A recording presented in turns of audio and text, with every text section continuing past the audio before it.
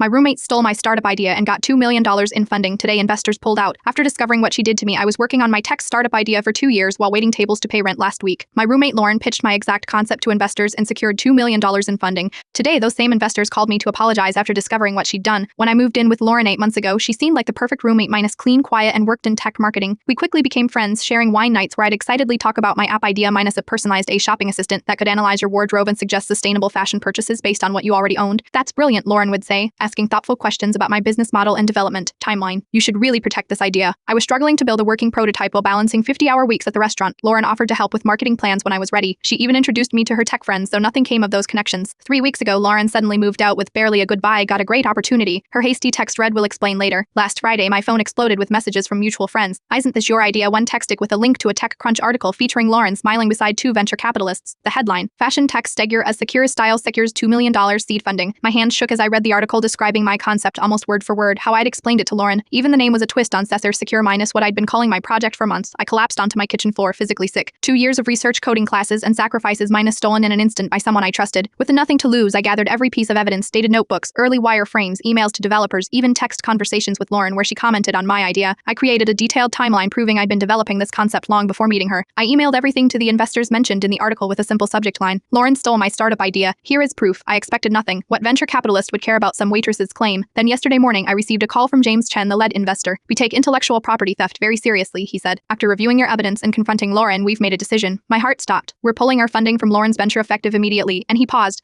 We'd like to meet with you instead. Turns out, Lauren had zero technical knowledge to execute the idea. When investors asked detailed questions about implementation, she'd fumbled badly. My documentation showed I'd actually been learning to code and building the foundation myself this morning. I quit my waitressing job tomorrow. I am meeting with James and his team to discuss my startup's future. Lauren's been calling nonstop since her funding disappeared. I haven't answered some people steal ideas because they're too lazy to create their own. But ideas without execution are just dreams. And I've been doing the work all along. The investors didn't just see a stolen concept. They saw the difference between someone who talks about innovation and someone who actually builds it.